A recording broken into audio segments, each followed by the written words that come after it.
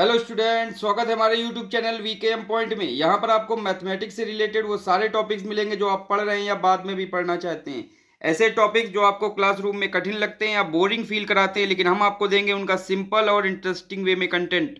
तो सभी लोग हमारे यूट्यूब चैनल को सब्सक्राइब कर लें और दूसरों को शेयर भी करें। तो चलिए आज का टॉपिक स्टार्ट करते हैं। बच्चों, आज का हमारा टॉपिक है कॉम्प्लेक्स एनालिसिस में Cauchy theorem, Cauchy integral formula और इसके न्यूमेरिकल क्वेश्चंस। तो चलिए बच्चों स्टार्ट करते हैं। What is a Cauchy theorem? सबसे पहले हम आपको कॉशी थ्योरम बताएंगे।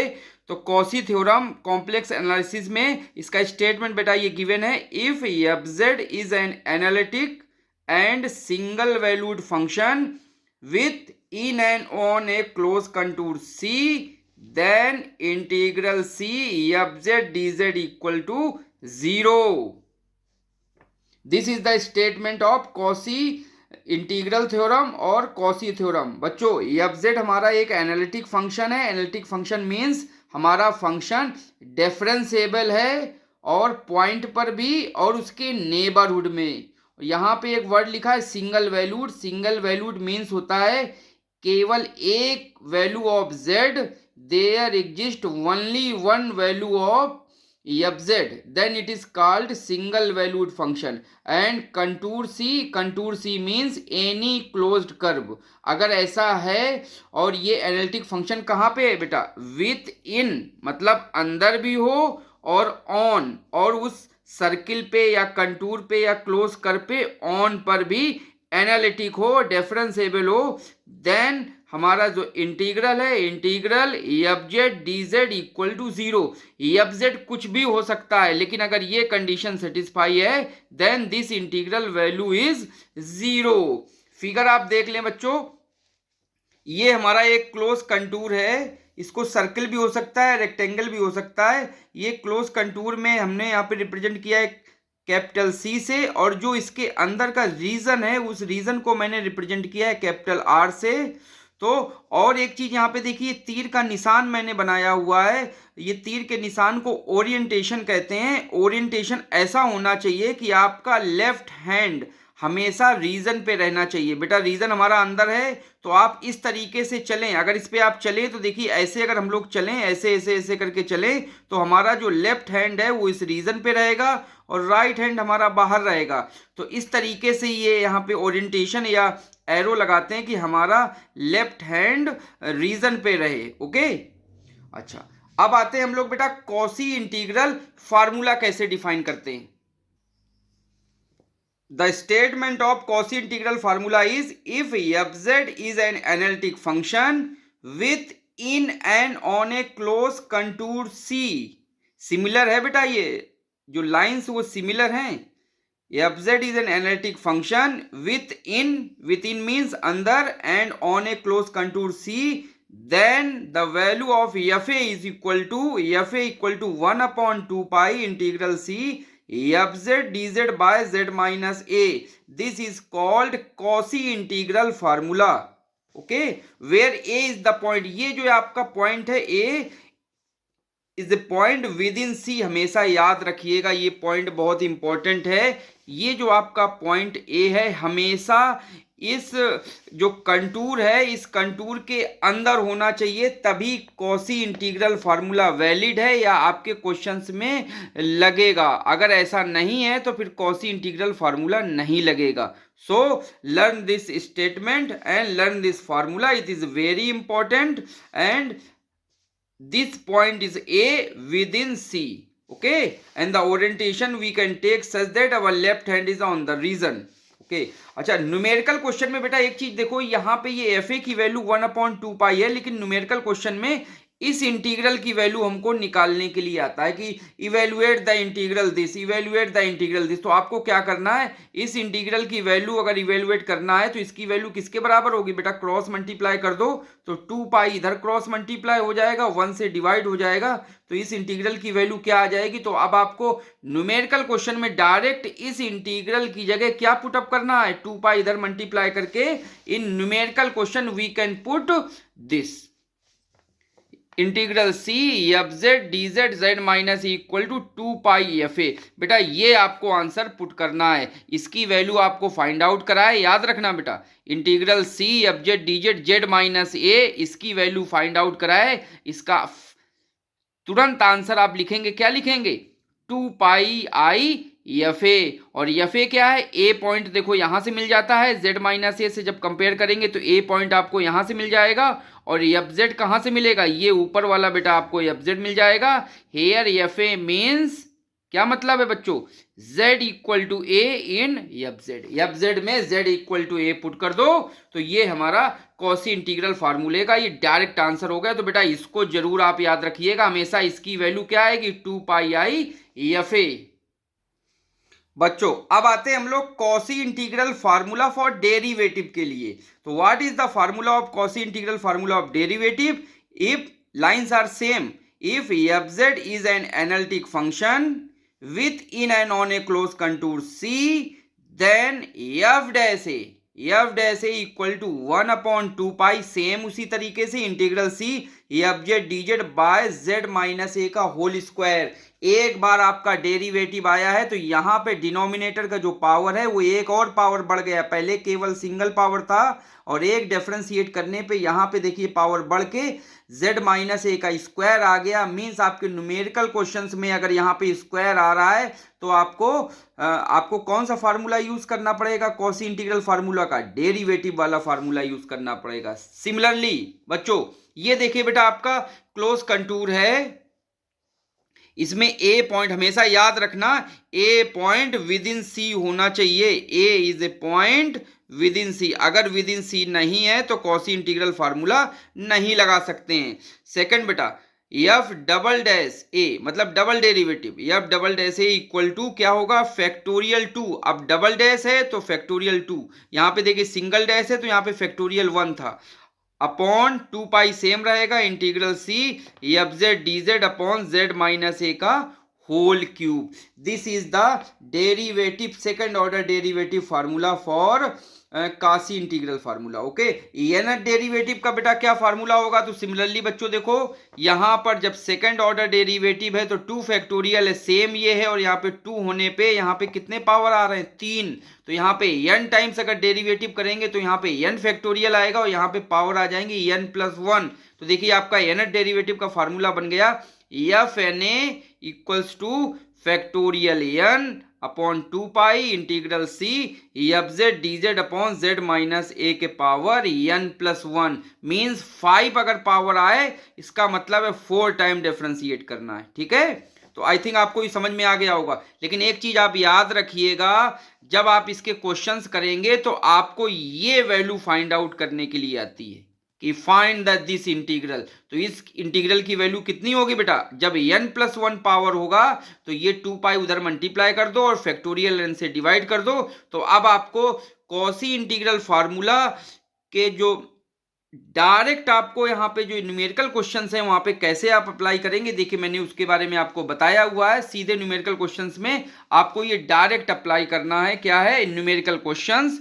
We put integration value integral C F Z D Z by Z minus A का होल स्क्वायर। देखिए यहाँ पे होल स्क्वायर आया है, होल स्क्वायर आने का मतलब क्या है? एक यहाँ पर इसका एक कम करो तो कितना आया? प्लस 1। तो प्लस 1 मतलब एक फैक्टोरियल आएगा तो कोई फर्क नहीं पड़ेगा, 2π और एक बार इसका डिफरेंशिएशन मीन्स एफ डैश ए। देखिए तीसरी थर्ड अगर मान लीजिए यहाँ पे पावर में आ जाए F Z D Z upon Z minus A के पावर क्यूब, 3 पावर है बेटा जेड माइनस ए के। मीन्स अब आपको यहाँ पे क्या लिखना पड़ेगा? 2 प्लस 1 मीन्स हमको सेकेंड ऑर्डर का डेरिवेटिव का फार्मूला है। तो देखिए 2πi एफ डबल डैश ए अपॉन फैक्टोरियल 2। ओके, और एफ डबल डैश ए कैसे निकलेगा बेटा?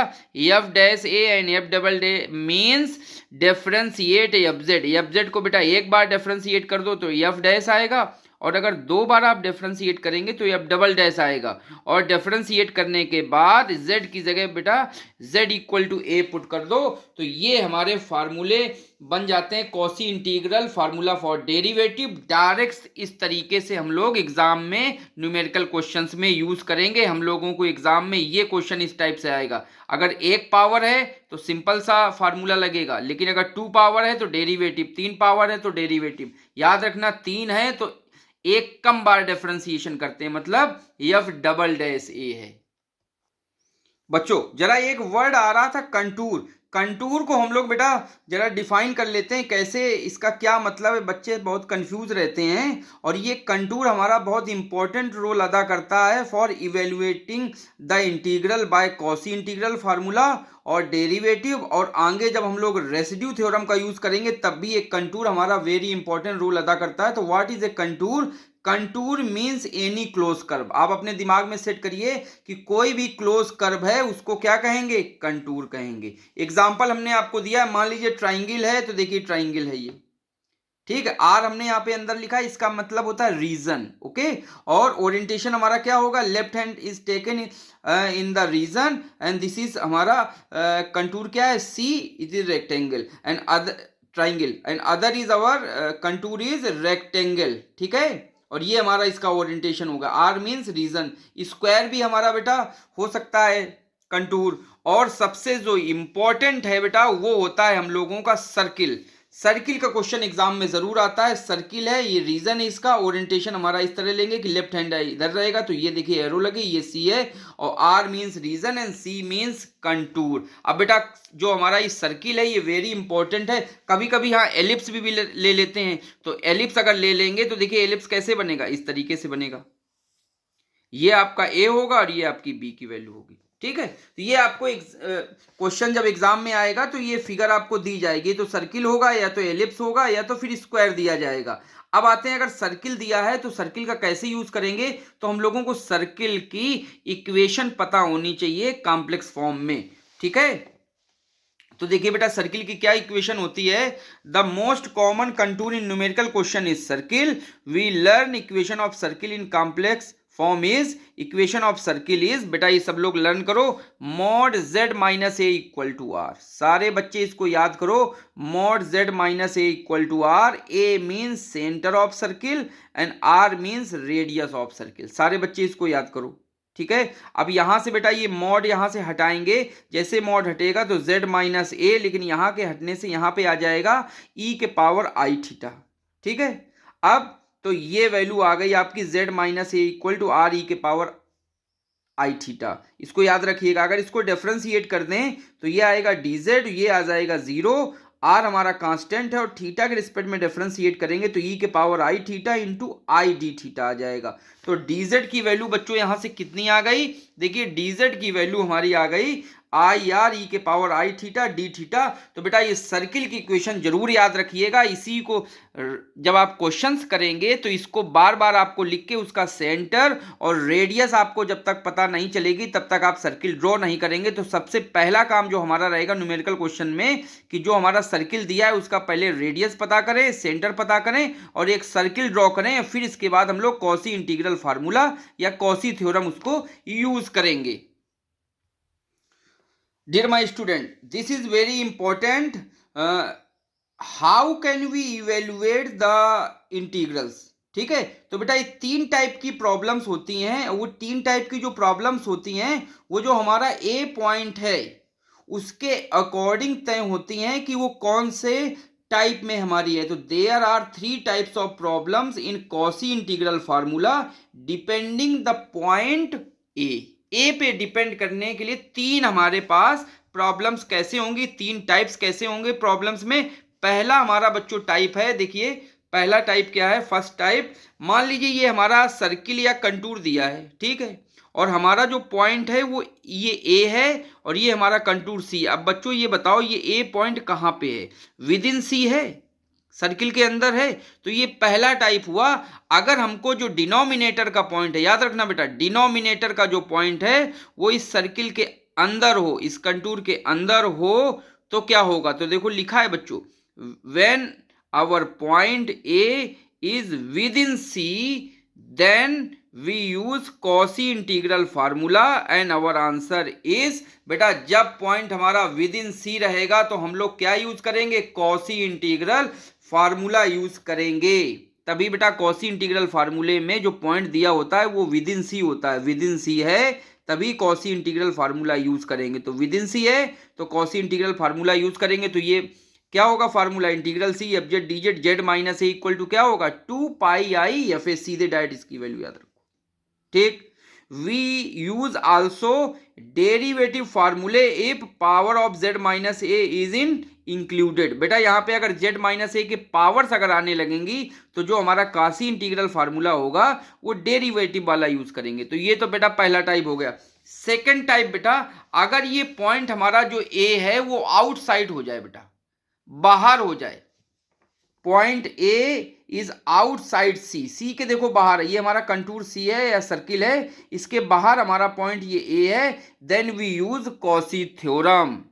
अगर ये पॉइंट बाहर है, इसके अंदर कोई पॉइंट नहीं मिल रहा, ये पॉइंट बाहर है, तो हम लोग Cauchy थ्योरम का यूज करेंगे और Cauchy थ्योरम से हमारा जो इंटीग्रल होता है उसकी वैल्यू कितनी होगी बेटा, उसकी वैल्यू 0 हो जाएगी। तो अगर डिनोमिनेटर का पॉइंट, समझना मेरी बात बेटा बहुत इंपॉर्टेंट है, अगर डिनोमिनेटर का पॉइंट, जो पॉइंट आपका ए निकल रहा है वो इस सर्किल के बाहर जा रहा है, बाहर है, इसके अंदर नहीं है, तो आंख बंद करके उस इंटीग्रल की वैल्यू कितनी होगी बेटा, 0 होगी। और तुरंत लिखेंगे by Cauchy integral theorem our integration is 0, so integral C F Z D Z equal to 0। अब आते हैं बेटा थर्ड टाइप। थर्ड टाइप क्या है जरा, थर्ड टाइप होता है पॉइंट अंदर भी ना हो, पॉइंट बाहर भी ना हो, तो पॉइंट कहाँ हो, ऑन द सी हो, बाउंड्री पे हो, बाउंड्री पे हो, तो आपका ना Cauchy इंटीग्रल फार्मूला बेटा लगेगा और ना आपका लगेगा Cauchy थ्योरम। तो इसमें क्या करना पड़ेगा,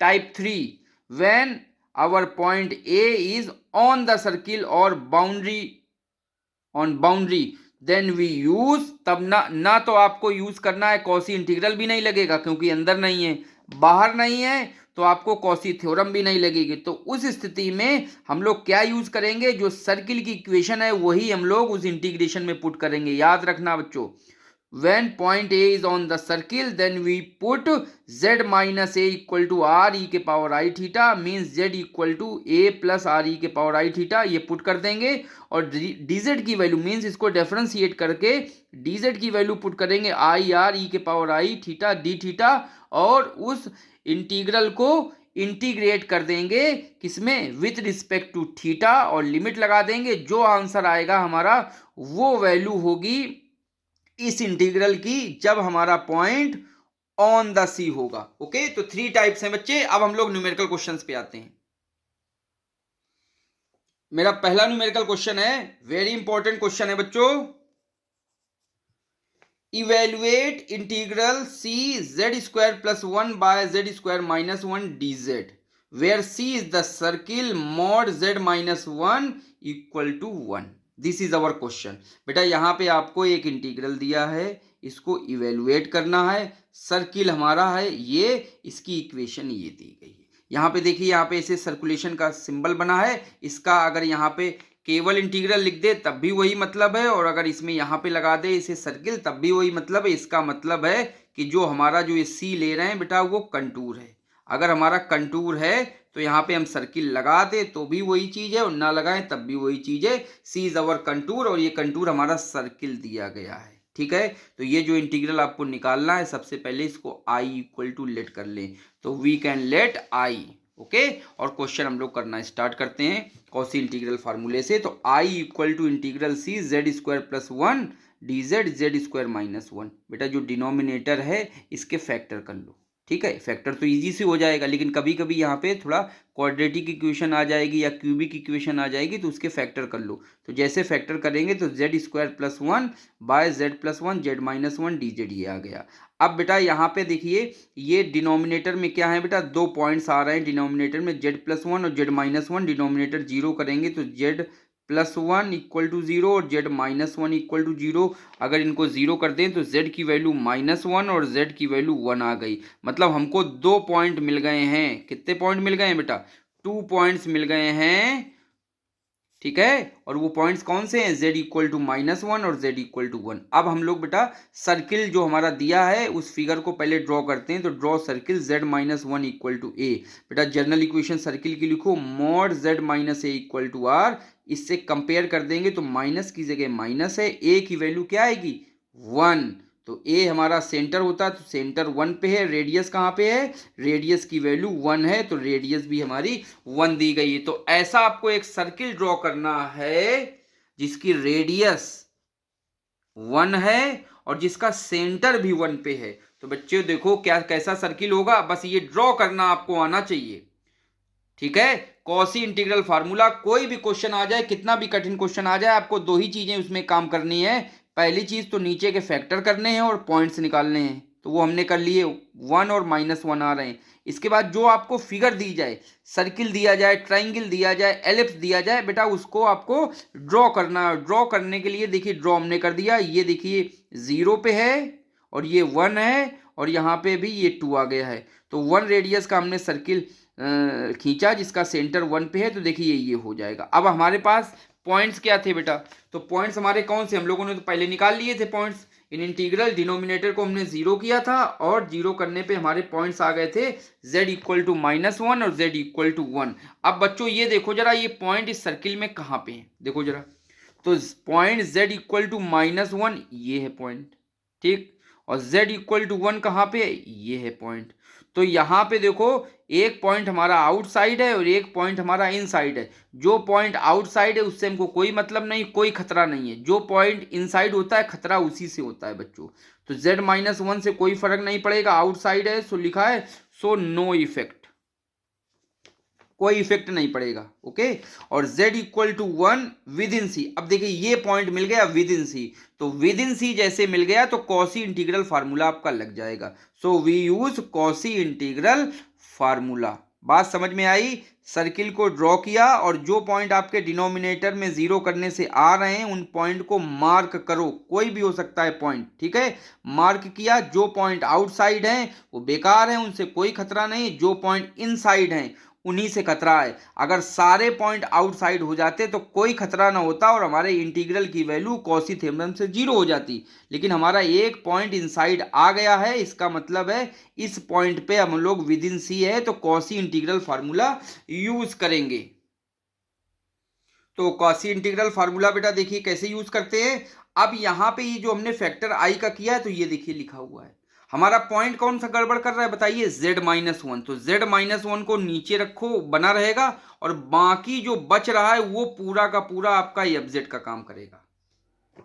वो पूरा का पूरा किसका काम करेगा, fz का। याद रखिएगा जो पॉइंट गड़बड़ होता है वो z -a का काम करता है, ठीक, और जो बाकी चीजें बच रही होती हैं वो किसका काम करता है, fz का काम करता है। तो make in the form of Cauchy integral formula.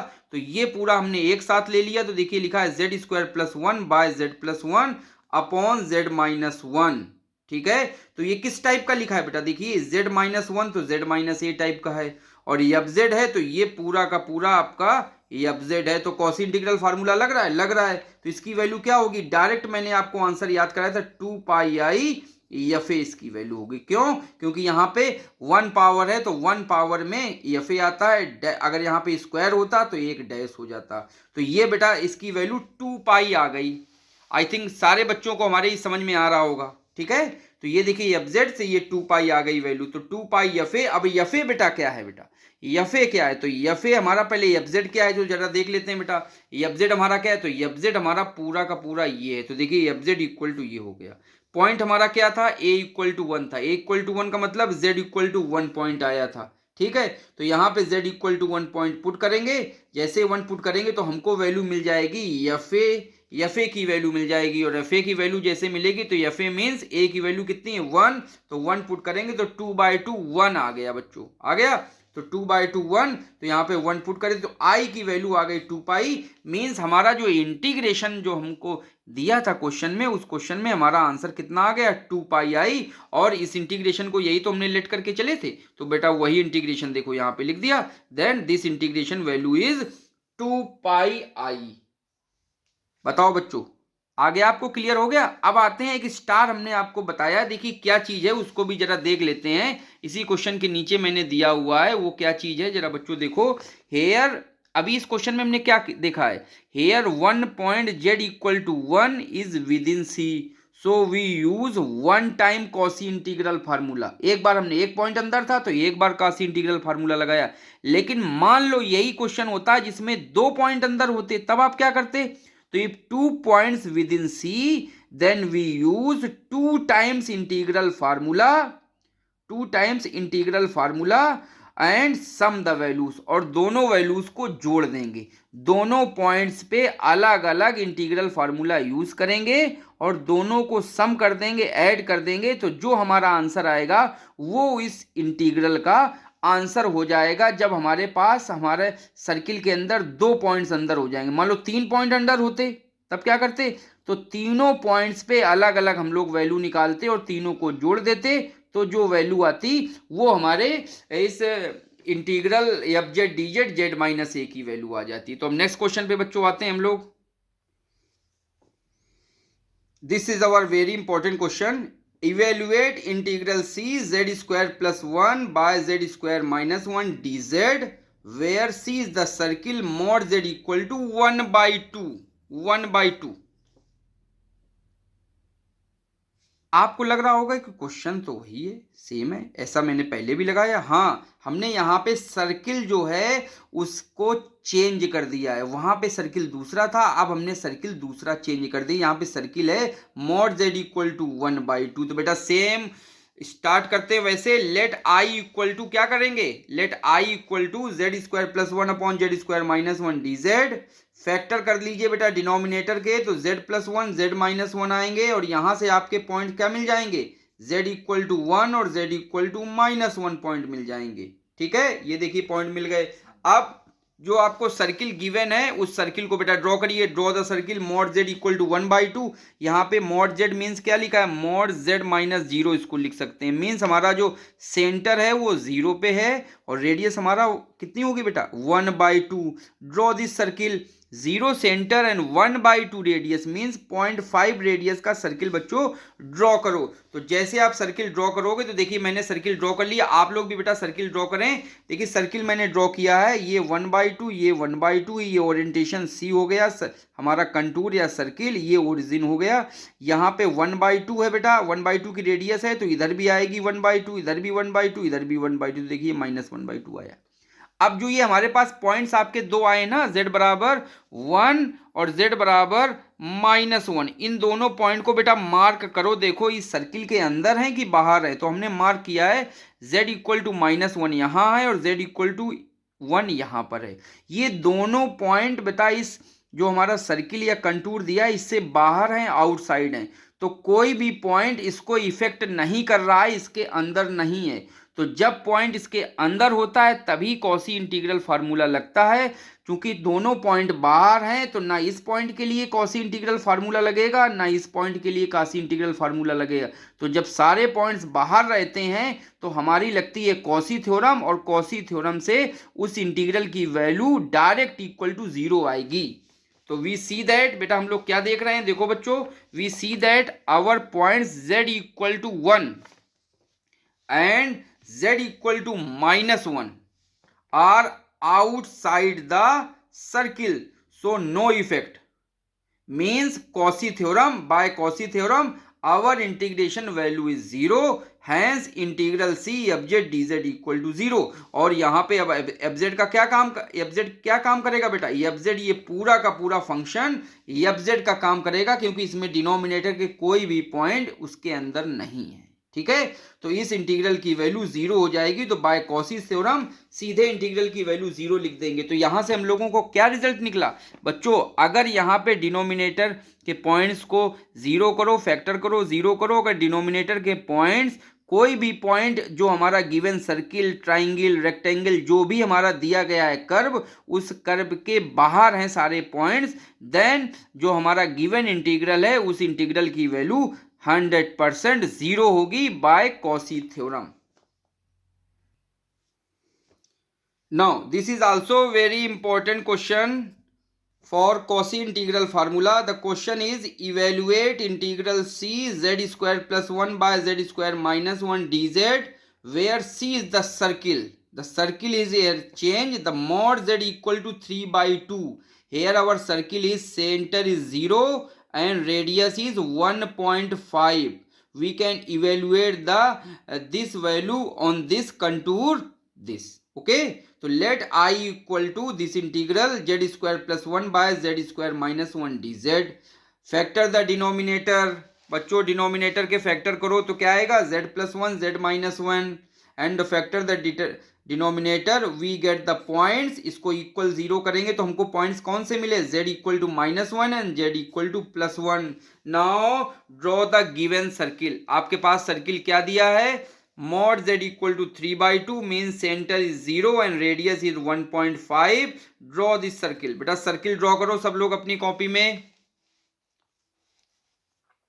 जैसे आप सर्किल ड्रॉ करेंगे देखिए इसका रेडियस है 1.5 और सेंटर है 0 पे. तो देखिए सर्किल ड्रॉ हो गया. ये लेफ्ट में भी जाएगा राइट में भी जाएगा और हम लोग मार्क करेंगे वो डिनोमिनेटर के पॉइंट्स जो हम लोगों ने 0 किए थे. तो हमारे पास 2 पॉइंट आए थे z बराबर 1 और z बराबर माइनस 1. तो देखिए 1 पॉइंट भी इस सर्किल के अंदर है ये और माइनस 1 पॉइंट भी इस सर्किल के अंदर है. तो खतरा डबल हो गया है. 2 पॉइंट्स के अंदर आ गए हैं. तो जब पॉइंट्स आपके अंदर आ जाएंगे तो हम लोग लगाएंगे कॉसी इंटीग्रल फार्मूला. कोई भी पॉइंट नहीं आएगा तो लगेगी कॉसी थ्योरम से वैल्यू 0. लेकिन अब 2 पॉइंट आ गए. एक पॉइंट पे तो हम लोगों ने अभी क्वेश्चन हम लोग कर चुके हैं. लेकिन जब 2 पॉइंट आएंगे तो इस पॉइंट पर भी आपको कॉसी इंटीग्रल फार्मूला निकालना पड़ेगा प्लस इस पॉइंट पर भी कॉसी इंटीग्रल फार्मूला लगा के वैल्यू निकालनी पड़ेगी और दोनों वैल्यू का सम कर देंगे. तो बच्चों चलो करते हैं. बहुत इंटरेस्टिंग क्वेश्चन है. वेरी इंपॉर्टेंट क्वेश्चन है. लिखिए both points are within C so we use sum of 2 times Cauchy integral formulas. कैसे लगाएंगे देखो बच्चों वेरी इंपॉर्टेंट चीज है. I equal to integral C Z square plus 1 Z plus 1 Z minus 1 D Z. अब पहला बेटा देखो ध्यान से. हम लोगों का खतरा कौन? दोनों पॉइंट तो ऐसे खतरे वाले हैं लेकिन जब पहला पॉइंट हम इसको लेंगे कि ये हमारा खतरे का है तो जब ये पॉइंट तो रहेगा नीचे और हमारा एफजेड क्या काम करेगा? एफजेड बेटा ये बन जाएगा. ठीक. तो ये पहला इंटीग्रल आएगा जिसमें ये तो डिनोमिनेटर में रहेगा और एफजेड आपका ये बन जाएगा. प्लस अब क्या करेंगे? दूसरा खतरा वाला पॉइंट है उसको डिनोमिनेटर में लेंगे ये. तो जो हमारा एफजेड है वो अब एफजेड बेटा ये बन जाएगा. ठीक. बात समझ में आ गई. जब इस पॉइंट को लेके कॉसी इंटीग्रल फार्मूला लगाएंगे तो ये पूरा हमारा एफजेड का काम करेगा और जब इसको लेके हम लोग कॉसी इंटीग्रल फार्मूला लगाएंगे तो ये पूरा एफजेड का काम करेगा. और मान लो अगर एक पॉइंट और होता तो उसको लेके करते तो फिर ये पूरा हमारा एफजेड का काम करता. तो देखिए कैसे लिखेंगे बच्चों. तो पहले हम लोग लेते हैं ये पॉइंट हमारा नीचे रहेगा या खतरे का पॉइंट है. तो देखिए z माइनस 1 नीचे ले लिया और बाकी दोनों को एक साथ कर दिया z square plus 1 divide by z plus 1. ये देखिए तो ये हमारा एफजेड का काम करेगा और ये z माइनस a का काम करेगा. मीन्स a की वैल्यू यहाँ से 1 मिलेगी. Plus integral. अब देखिए यहाँ पे c नहीं लिखा है बेटा. हमने c1 और c2 ले लिया है क्योंकि c की वैल्यू इस c1 इंटीग्रल प्लस इस c2 इंटीग्रल के दोनों के सम के इक्वल होगी. अब इंटीग्रल c2 ठीक है. और अब बेटा पॉइंट हम कौन सा ले लें? ये z प्लस 1 नीचे ले लें. तो जैसे z प्लस 1 नीचे लेंगे तो z square plus 1 by z minus 1 हमारा एफजेड का काम करेगा. तो देखिए ये एफजेड हो गया डीजेड. आपको बाय कॉसी इंटीग्रल फार्मूला दोनों पॉइंट अंदर है तो कॉसी इंटीग्रल फार्मूले से इस इंटीग्रल की वैल्यू कितनी आ गई? 2 pi I F A. Plus similarly इसकी भी वैल्यू क्या आएगी? 2 पाई आई एफ ए. लेकिन यहाँ पे ए का क्या काम करेगा? ए की वैल्यू यहाँ पे 1 रहेगी और यहाँ पे ए की वैल्यू कितनी रहेगी? माइनस 1 रहेगी. देखिए z माइनस ए z प्लस 1 है तो ये ए की वैल्यू माइनस 1 रहेगी. अब यहाँ पे एफजेड आपका क्या काम करेगा? एफजेड काम करेगा z square plus 1 by z plus 1 और यहाँ पे एफजेड का क्या काम करेगा? z square plus 1 by z minus 1. ये आपका एफजेड काम करेगा. बताओ बच्चों समझ में आ गई बात. यहाँ पे ये एफजेड है और ए की वैल्यू 1 रहेगी. यहाँ पे ये एफजेड है और ए की वैल्यू 1 रहेगी और बीच में प्लस करेंगे. अगर तीसरा भी पॉइंट होता विद इन सी तो वो तीसरा पॉइंट नीचे होता और बाकी पूरा हमारा एफ जेड हो जाता। तो बच्चों वैल्यू पुट करो, ए की वैल्यू यहाँ पे ए मीन्स क्या है, जेड बराबर 1 है तो जेड बराबर 1 यहाँ पे पुट कर दो तो एफ ए मिल जाएगा, और यहाँ पे जेड बराबर -1 पुट कर देंगे तो ये इसके लिए एफ ए मिल जाएगा। तो अब हमारी वैल्यू देखिए क्या आ गई,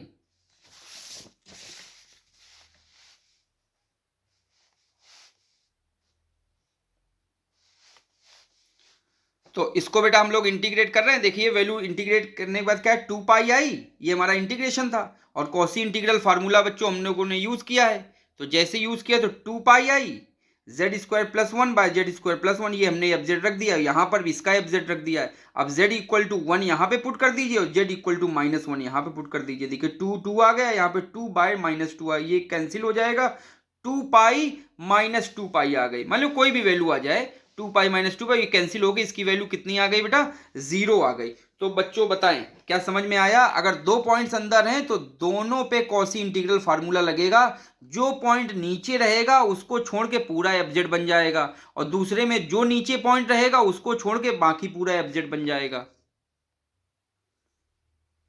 अब बच्चों एक क्वेश्चन ऐसा करते हैं जिसमें हमारा पॉइंट विद इन सी भी ना रहे, अंदर भी ना रहे, और आउटसाइड सी भी ना रहे, बाहर भी ना रहे, और वो पॉइंट हमारा कहाँ पे रहे, उसकी बाउंड्री पे या ऑन द सर्किल रहे। तो उस केस में ये हमारा थर्ड टाइप था। तो इस थर्ड टाइप में हम लोग कैसे इंटीग्रेट करेंगे इस इंटीग्रल को, क्योंकि कॉसी थ्योरम भी नहीं लगेगी और कॉसी इंटीग्रल फार्मूला भी नहीं लगेगा इस केस में, तो हम लोग कैसे इवेलुएट करेंगे, तो जरा इस क्वेश्चन को भी देख लेते हैं। तो this question is evaluate integral C 1 by Z D Z where C is the circle z equal to E के power I theta and theta orientation is 0 less than theta less than pi. तो ये बच्चे हमारा integral हमको evaluate करना है, और ये हाफ सर्किल है बेटा, 0 से पाई तक गया है, अगर 2 पाई तक जाता तो फुल सर्किल होता, और 0 से पाई तक गया है। तो बच्चों लेट आई इक्वल टू, जैसे क्वेश्चन हम लोग स्टार्ट करते हैं, let I equal to integral C 1/z dz, इसमें हमारा डिनोमिनेटर बेटा 0 करें, डिनोमिनेटर जैसे 0 करेंगे तो हमारा पॉइंट मिल जाएगा ए, z इक्वल टू 0 या a इक्वल टू 0 हमारा पॉइंट मिल गया।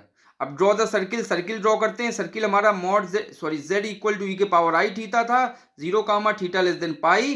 बेटा इसका मॉडुलस ले लें, तो जैसे मॉडुलस लेंगे तो mod z equal to mod E के पावर आई थीटा, और मॉड ई के पावर आई थीटा की वैल्यू होती है कितनी, 1 होती है। क्यों, क्योंकि देखिए ई के पावर आई थीटा, और इसको मॉड, इसको लिख सकते हैं cos theta plus I sine theta, ठीक है।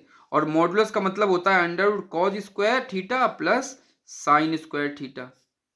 इस मॉडुलस क्या होता है, इसका स्क्वायर प्लस इसका स्क्वायर, और इसकी वैल्यू 1 होती है, तो देखिए इसकी वैल्यू 1 आ जाएगी। ओके, तो ये 1 आ गया। तो अब हमारा सर्किल क्या बन गया बेटा, हमारा सर्किल है रेडियस 1 का और सेंटर है 0, ये हमारा सर्किल। तो बेटा देखो एक चीज मैं बार बार रिपीट कर रहा हूं क्वेश्चंस में, आपको जो सर्किल या जो फिगर दी जाए उसको अच्छे से बनाना है, और बनाने के बाद जो आपके पॉइंट्स हैं उनको मार्क करना है कि विद इन सी है, आउटसाइड सी है, या ऑन द सर्किल है। तो ये देखिए सेंटर 0 रेडियस 1, लेकिन यहाँ पे 0 से पाई दिया है, तो ये बेटा हाफ सर्किल बनेगा। अगर 2 पाई होता तो फुल सर्किल होता, तो बट हाफ सर्किल 0 से पाई में ये ऐसे बनेगा फिगर। बेटा देख लो ये फिगर आपकी बनेगी। तो आई थिंक समझ में आ गया होगा फिगर आपको। अब ये बेटा z इक्वल टू 0 पॉइंट आया था, तो ये पॉइंट था हमारा 0, तो ये हमारा जो फिगर है वो तो ये ऐसे हाफ सर्किल बन रहा है। तो z इक्वल टू 0 कहाँ पे है, ऑन द सर्किल, बाउंड्री पे, और बाउंड्री पे होने के कारण ना तो अंदर है पॉइंट तो कॉसी इंटीग्रल भी नहीं लगेगा फॉर्मूला, और ना तो ये पॉइंट बाहर है तो कॉसी थ्योरम भी नहीं लगेगी। तो अब इस केस में क्या करेंगे, तो देखिए बेटा here our point z equal to 0 is on the C, so z बराबर 0 is not inside, so no use of Cauchy integral formula. z बराबर 0 is not outside of C, so we cannot use Cauchy theorem. So here we see that z बराबर 0 is on the circle. So this is third type. In this type we put circle equation integration.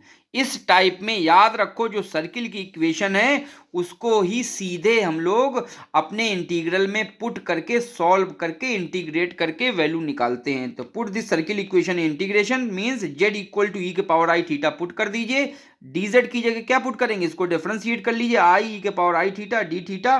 और limits आपकी क्या लगेंगी, limits आपकी लगेंगी 0 से 2 पाई, क्योंकि half circle है। और अगर हमारा फुल सर्किल होता तो लिमिट्स हमारी क्या लगती, 0 से 2 पाई हमारी लिमिट्स लगती।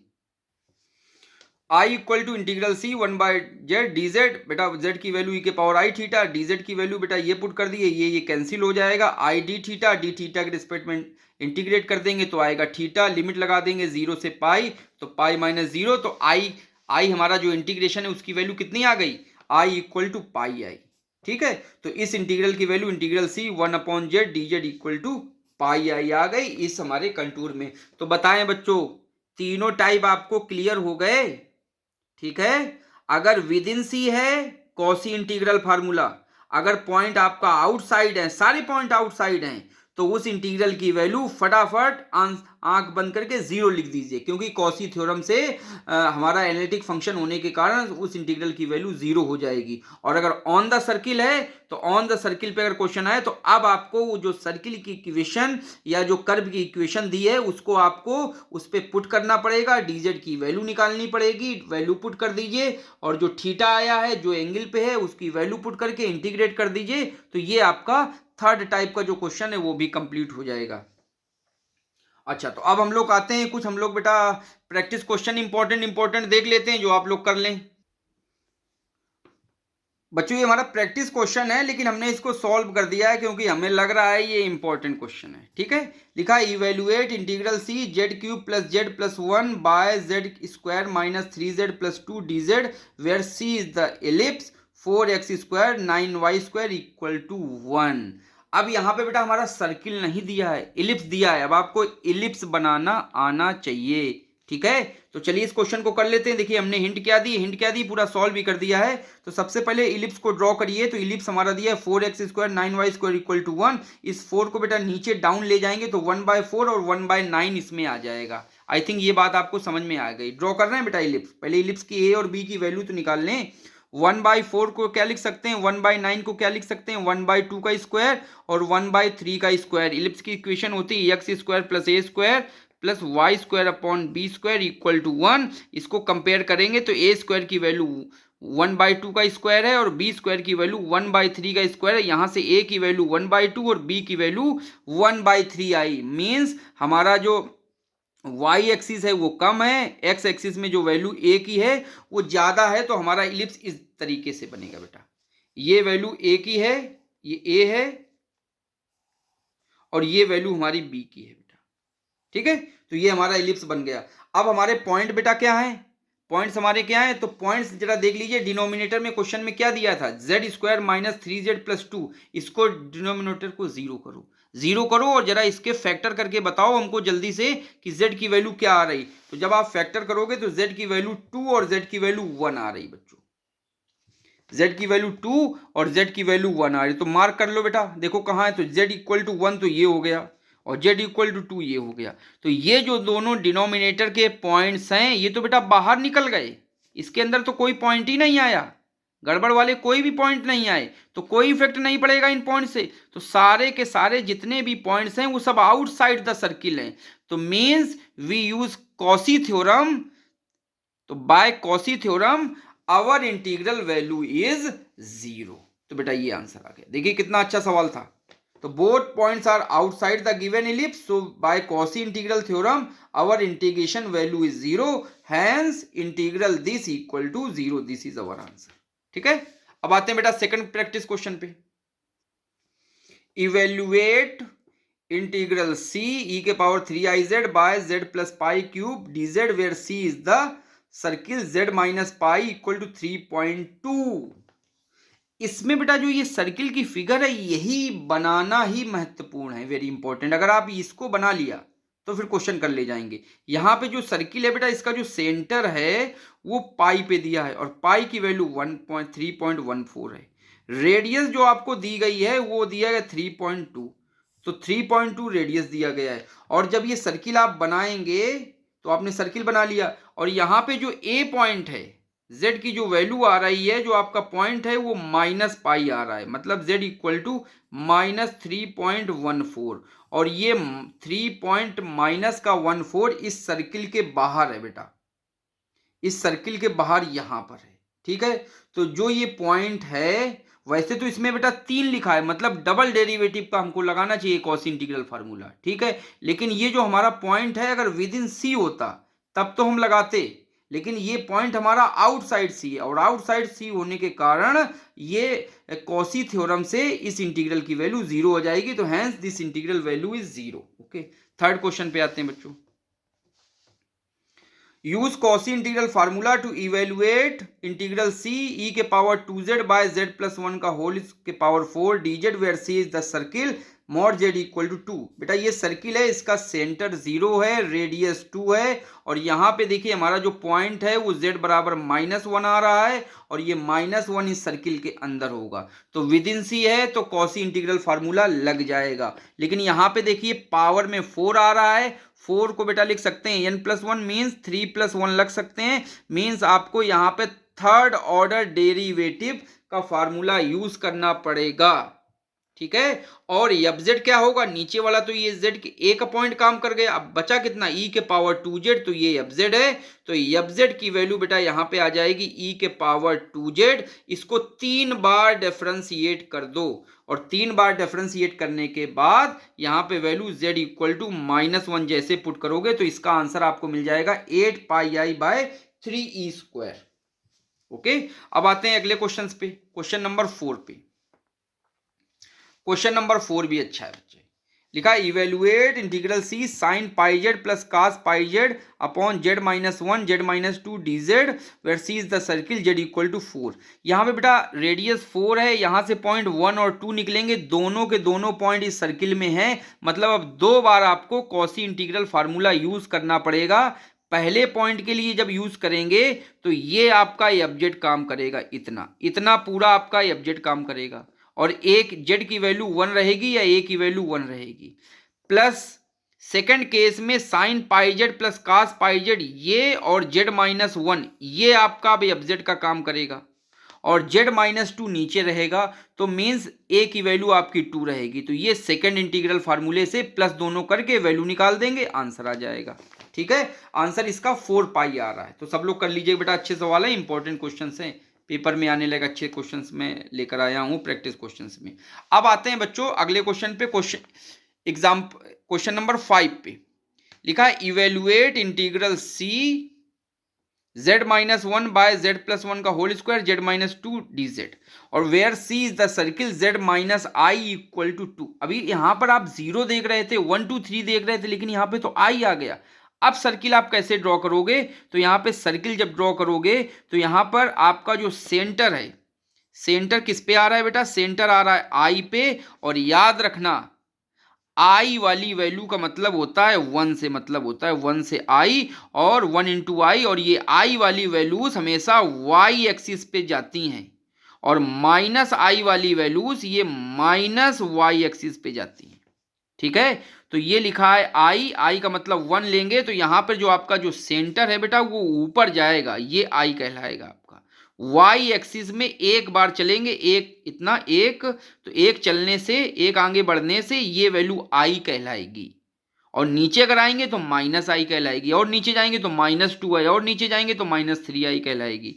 और ये हमारा जो रेडियस है वो 2 है, तो यहाँ से हमारे पास 2 पॉइंट निकले, -1 और 2, तो 2 पॉइंट तो बेटा आउटसाइड है, तो ये तो बेकार हो गया। लेकिन जो z इक्वल टू -1 है ये इनसाइड है, और इसका होल स्क्वायर दिया है, मीन्स इसका डेरिवेटिव का फार्मूला लगेगा, और एफ जेड आपका कितना काम करेगा, देखो बेटा मैं बता रहा हूँ, एफ जेड आपका इतना काम करेगा, ये आपका एफ जेड बन जाएगा, और ये नीचे आपका पॉइंट बनेगा, और वैल्यू निकाल लीजिए -2πi/9 वैल्यू आ जाएगी। और देखिए यहाँ पे एफ डैश ए निकालना है, एफ जेड की वैल्यू z-1 z/z-2 है। ठीक है, इसका एफ डैश ए एक बार डिफरेंशिएट कर दीजिए, और डिफरेंशिएट करने के बाद z इक्वल टू -1 जैसे पुट करेंगे, आंसर मिल जाएगा। लास्ट क्वेश्चन बेटा, लास्ट क्वेश्चन है, अच्छा सवाल है। Integral C D Z by Z Z plus pi I where C is the circle mod Z plus 3i equal to 1। यहाँ पे बच्चों देखो, अगर इसका सेंटर हमको देखा जाए तो सेंटर हमारा आएगा -3i पे। तो आप लोग समझ गए होंगे, जो इसका सेंटर है -3i, मतलब ये नीचे y एक्सिस पे जाएगा, यहाँ पे सेंटर है। और रेडियस कितनी है बेटा, रेडियस 1 है, तो सर्किल बेटा यहाँ पे y एक्सिस पे ये सर्किल बनेगा। ठीक, और यहां से 2 पॉइंट हमारे निकलेंगे, z बराबर 0, तो ये तो पॉइंट होगा ही नहीं, z बराबर 0, तो इसमें आउटसाइड के लिए। लेकिन z equal to minus pi I, z equal to minus pi I जो सर्किल है वो विद इन सी रहेगा। ठीक है, और बस इस z equal to minus pi I पे आप निकाल लीजिए, तो हमारा एफ जेड कितना काम करेगा, एफ जेड का काम करेगा हमारा यहाँ पे 1/z हमारा काम करेगा एफ जेड का।